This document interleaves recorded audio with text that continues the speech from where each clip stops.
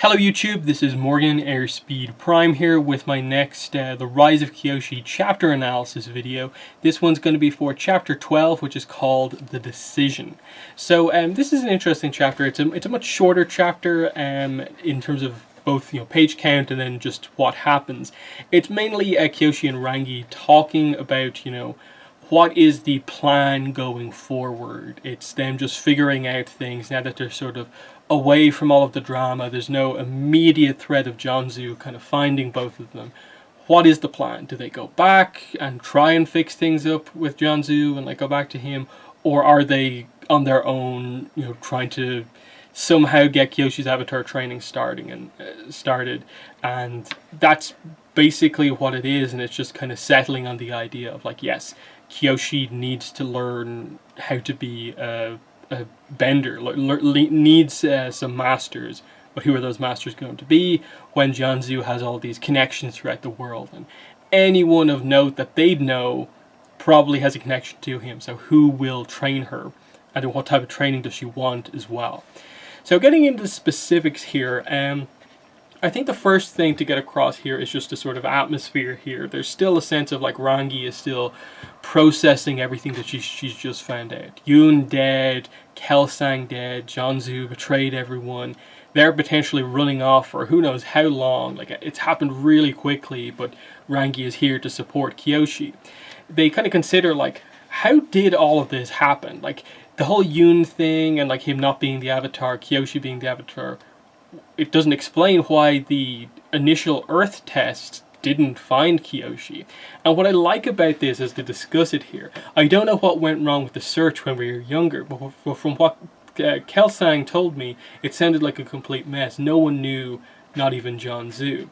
Rangi just mentioned, I've never heard of this happening before, at least not in Fire Nation history. When the Fire Sages reveal it's the Avatar, it's a done deal. But yeah, going back to the whole search thing, you have most of the pieces to figure out what exactly happened. There's been teases in the previous chapters, and I think in a chapter or two we will actually get the final piece of the puzzle that will finally confirm to us 100%. This is why the initial Earth geomancy, the Earth way of finding the Avatar, didn't work, and the weaknesses of that and how Kyoshi's circumstances led to this happening the way it happened. But right now I don't think we have all of the pieces, though I probably could reveal it now if I wanted to, but I'll wait until we get the full reveal on that. But anyway, she mentions the festival that happens in the Fire Nation when the new Avatar is discovered. According to tradition, there's a celebration bigger than Twin Sun Day. We eat special foods like spiral-shaped noodles. School is cancelled. Do you know how rare it is for school to be cancelled in the Fire Nation?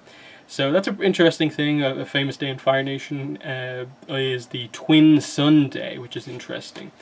And Rangi is kind of if you're the Avatar, you need the trappings of the Avatar. We need to find masters who know what they're doing to recognize your legitimacy and give you the right guidance. And Rangi's kind of thinking, I think we need to go back to the village to kind of sort things out. But Kyoshi's no, we can't go back. And it's here we see sort of Rangi sort of noticing the sort of fear when it comes to Kyoshi and dealing with Jianzhu again. Rangi's still having to accept that Jianzhu is our enemy now, basically, because of the intensity of Kyoshi's reaction anytime it's brought up, I suppose, confronting him again. And it gets to the point where Kyoshi has to basically pull rank in a way on Rangi and be like, Rangi, as your avatar, I command you, we are not going back. And this is kind of part of this chapter, and what it's about is just the dynamic of Rangi's devoted to the avatar, but she's also Kyoshi's friend and cares about her. So, Kyoshi pulling rank like that, what does Rangi do? Does she put the duty that she's meant to be the bodyguard to the Avatar first and just agree with whoever Kyoshi says, or does she put Kyoshi first and try to actually help her personally? And we'll see her sort of find the balance here of accepting the decision here but going against Kyoshi's decision in just a minute. And we see in the narration that Kyoshi wants Rangi to be herself and not just be the bodyguard to the Avatar. She wanted her Rangi. we see Rangi reflecting on the fact that Yoon is gone, he's really gone, and her still struggling to accept everything that's happened. Kyoshi does say that I'm not ready to confront Jianzhu, I'm not nearly strong enough yet. I have to find bending masters who can teach me to fight and who aren't in his pocket. So that's the main thing to avoid here. Avoid Jianzhu's network that he has. Who will be the people to teach her? That's the big question. Kyoshi then gets onto the idea of, like, she doesn't want Rangi to come with her on the overall mission. She's happy that Rangi's helped her at this initial stage, but doesn't want to keep Rangi away from everything else. She has to do this on her own, basically. And what I like is Rangi's response to Kyoshi saying, you're not coming with me. The firebender gave her a look of such utter contempt for the notion that it could have been grounds for an Agni Kai. So Kyoshi trying to stay strong, be the avatar, be commanding. You're not coming with you as your avatar. I command you to stay behind. I'm serious. I have no idea how long the journey will take, and there are secrets about me that I haven't told you. And Rangi says, oh no, Kyoshi's keeping a secret from me. I think I'll be okay with whatever your little revelation is, given the last thing you sprung on me was only the most important piece of information on the planet. So, the joke there, the sarcasm from Rangi helps to really just, like, ease the sort of tension of the situation and be like, Rangi is still treating her normally here, of just be like, look, whatever you think, I'm here. Like, if I can accept you saying that you're the avatar and all this has happened, this secret coming out, I can accept anything you tell me. Now, what the secret is, of course, who her parents are and the details of that. That's what the secret's referring to.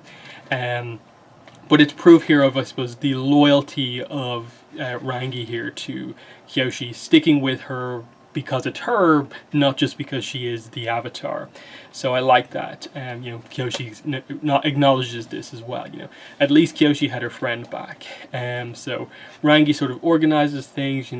I'll take the first sleep shift. You owe me that much, and she says, Where you go, I go. Besides, there's only one bison, rocks for brains. We can't split up now. So Rangi settles it there. She's staying with Kyoshi. So Kyoshi is watching guard over Rangi as she sleeps, and this is where we get the reveal that Rangi is actually sort of crying in her sleep, with the idea that Rangi's keeping a kind of tough exterior when she's awake, but when she's asleep, I suppose her true feelings about what she's just found out come to light, and she is kind of crying as she sleeps. So that's pretty interesting. Then final scene here is just kind of Kyoshi on her own reflecting about what needs to happen next. So there was another reason why she didn't want to seek the instruction from a famous bending master with a sterling reputation and wisdom to spare. Such a teacher would never let her kill Jianzhu in cold blood. Her hunger to learn all four elements had nothing to do with becoming a fully realized avatar. Fire, air, and water were simply more weapons she could bring to bear in a single target, and she had to bring her earthbending up to speed too. So that's an important one to get across, the idea of the planning of this. Rangi is kind of more thinking about it as in the avatar needs to get avatar training because they're the avatar. Kyoshi's more thinking about this. I need to learn how to fight to take my revenge against Jianzhu and kill him. That's what she's focused on. Kyoshi is not thinking really at all about duty as the avatar, any of the stuff that like Yoon would be thinking about. She is solely focused on training up to defeat Jianzhu, the person she's afraid of at the moment because of the gap in skill. And she wants a teacher who will teach her how to kill, not just the perfect ways to bend. So that gives you an idea that they're going to have to go to outlaws. They're not going to have to go to the nobility or bending schools because that's where they'll encounter Jianzhu's network. They have to go deeper than that and find, the assassins of the world, basically, that sort of thing. So I think that's a good immediate setup of like Kyoshi has it in her mind, like where is she going to find connections to people underground to find out the right type of bending teachers and fulfill her goal to kill Jianzhu, who she of course hates more than the people she previously hated the most, that being her parents.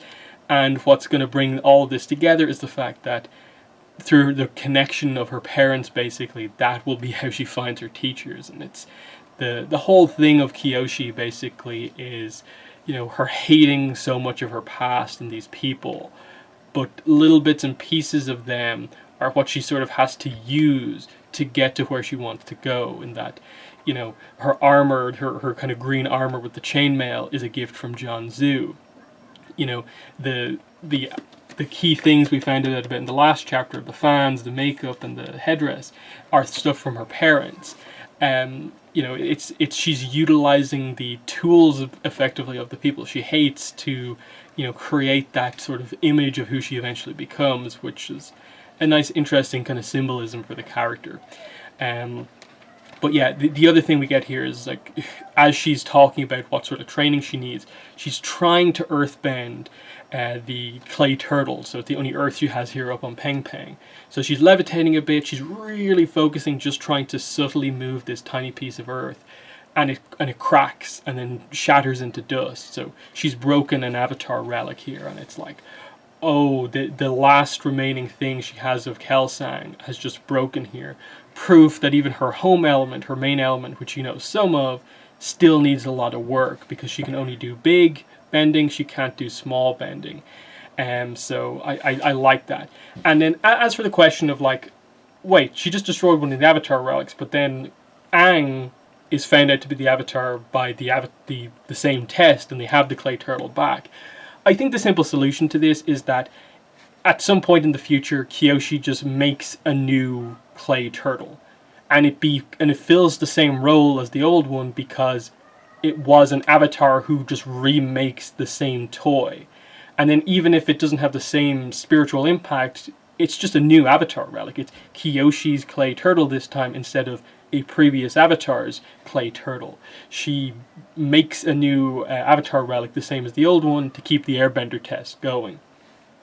In the same way that, like, Wan's teapot is an avatar relic, but we only found out about it in, you know, Korra, because that's when it was found. There can be other relics. In this case, I literally think Kyoshi just needs to make a new clay turtle. And I think at some point, like, we probably will get a significant moment of her making that new clay turtle, and it's this signifier of she's finally mastered earthbending, that she can make something so subtle and small with the detail required to fit the same role as the previous one. So I think that's a kind of moment of growth, is her kind of replacing the bit of the avatar, you know, relic lineup that she broke. But yeah, main thing out of this chapter, I think, is just, you know, Rangi and Kyoshi finally on the same page. They are together. They're staying away from Jianzhu. Find her new bending teachers, but also Kyoshi's goals are to kill Jianzhu, not to be the avatar, and that's interesting. But yeah, that's my thoughts on chapter 12 of the book, The Decision. In the comments, let me know what your thoughts are, but that's been the video. Thanks for watching, and bye.